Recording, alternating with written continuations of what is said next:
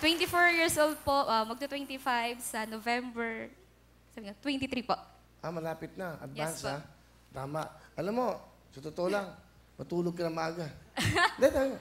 Lalaki ka pa, no? Ang ganda ni Karen. Ang cute, no? Cute. Thank you, Will. Okay, sige. Na-in love ka. Yes. Ito bang papakilala mo, ilang taon na kayo? 4 months. 4 months lang! Bago pa lang kayo. Sa kanya Yes. nagkakilala? Will sa Facebook. Facebook lang. So, paano ba yan? Inad ka niya? Paano ba? Hindi ko alam yun. Will, inad niya ako. So, syempre, Will, hindi ako basta-basta nag-accept ng friend request. Tingnan ko po kung may mutual friends kami. So, yun po. Nagul po kasi pares kami ng work. So, Ano tingnan ba ko. trabaho mo? Isa po akong manager sa isang kilalang fast food chain. Sige, sabihin mo sa akin. Ano? Mac Jolly. Mac Jolly. So, doon din siya nagtatrabaho? Yes, sir. Pero Ibang magkaiba po kami ng branch. Pakilala mo na. Pinakikilala ko po sa inyo ang pinaka-pogi baby ko, JJ. Kamusta, parang Will?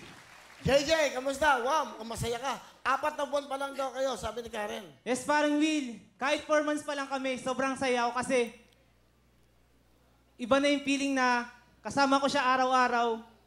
At syempre, yung feeling na kompleto yung araw ko tuwing nakikita ko siya. At sa bawat text at message niya, doon ako napapasaya niya at napapangiti. Wow. Woo! Sa Facebook yan, ha? Yes, Will. Paano ba nangyari? Hindi ko kasi alam yung mga ganyan-ganyan sa Facebook. Ano? Bali, Will, inad ko po siya. Siyempre, waiting pa ako dun sa accept niya. Tapos, nung nakita ko po siya nakita po kami sa isang store na pares kami na borrowed. Sabi ko, parang familiar siya. Parang ito yung inad ko na still na hinihintay ko pa rin yung accept niya. Tapos, on that day, inaccept niya na rin ako. Inaccept yung friend request ko and after nun, kinuha ko yung number niya and finally, ng 1 month, dinala ko siya sa simbahan nung borrowed siya. Tapos sinabi ko sa kanya at niyakap ko siya, baka pwede na. Baka pwede na ako maging bahagi ng buhay mo. At maging kasama mo. Jay, ano gusto mo sabihin sa kanya? Yung nararamdaman mo ngayon, ano? Baby, finally ito na. Ito na yung hinihintay natin. Yung matagal na nating hihintay, yung malaking exposure na matagal na nating gustong marating sa buhay. Gusto natin parehas yung gusto natin na matupad na maging artista. Alam ko mahirap, pero patuloy at patuloy tayong mangangarap. Mahal na mahal kita at patuloy kitang mamahalin. Wow. Baby, nandito lang ako palagi para sa'yo.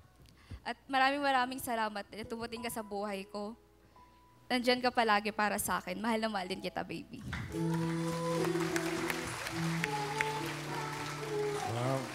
Parang parang sobrang yung pagmamahal nyo, yung bang na punong-puno na pagmamahalan sa 4 na buwan.